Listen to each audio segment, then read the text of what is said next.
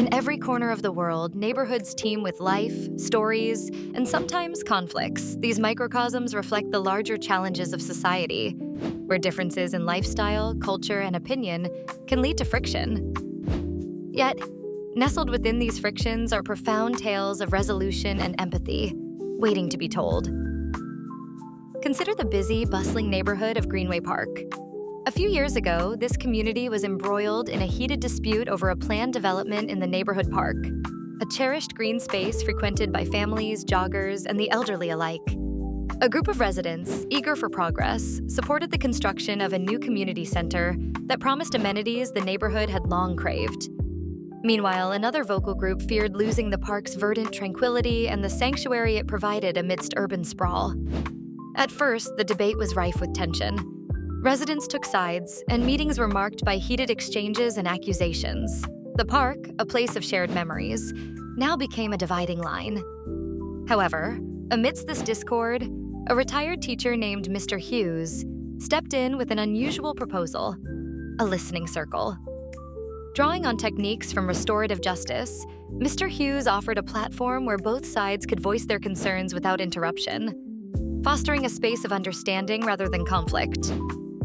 The initial sessions were ground, with participants skeptical of its promise. Yet slowly, as individuals shared personal stories of childhood games played under the park's old oak tree, or aspirations of community classes in the proposed center, a remarkable shift began to occur. Empathy grew, with one particularly poignant moment involving a young mother who spoke about her childhood memories in the park and her desire for her children to experience the same. Her words resonated deeply even among those initially in favor of the development. The dialogue that ensued led to a creative compromise. To preserve the park's natural beauty while accommodating development needs, they proposed building the center partially underground, leaving ample green space above. This solution maintained the park's scenic charm while granting the community its much-desired amenities. From this reconciliation, Greenway Park emerged not just as a community with a new center, but as a testament to the power of collective empathy and creativity. This story illustrates that conflicts, even when rooted deeply in opposing viewpoints, can be resolved through mutual understanding and innovative thinking. Travel now to the quaint village of Weston Dale, where a peculiar territorial dispute once emerged over the simplest of things: a cat named Felix. Felix had charmed its way into two different families, each believing it to be their own. Both families were adamant, each certain of their claim, and the neighborhood found itself divided over the ownership of one small feline. In this tale, resolution came in the form of a casual neighborhood gathering. An annual potluck, which both families attended, became the unexpected catalyst for reconciliation. As conversations flowed as freely as the accompanying wine, a shared friend lightheartedly broached the subject of Felix. This sparked laughter, a universal icebreaker. Amidst the laughter, stories about Felix's antics were exchanged, and soon an informal arrangement was reached.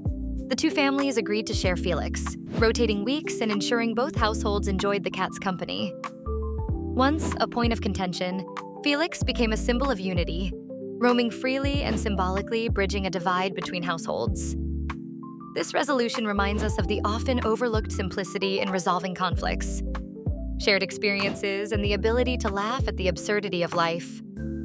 Finally, consider the suburban neighborhood of Maple Grove, where a long-standing dispute over property lines had caused years of bitterness between neighbors, Mr. Chang and Mrs. Lawson. Their story is one of silent enmity, punctuated by terse exchanges and fortifications of fences built higher and higher.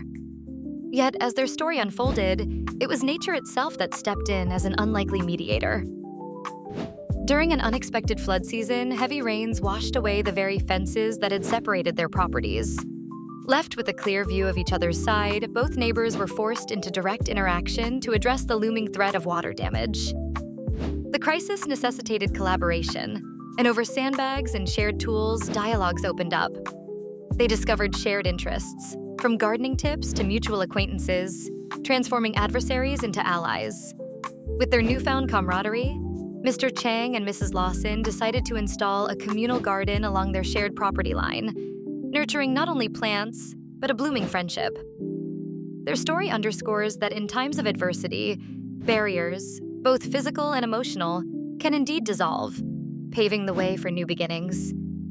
These stories from Greenway Park, Weston Dale, and Maple Grove reveal a truth that resonates universally. Neighborhood conflicts, while often challenging, hold the potential for profound transformation.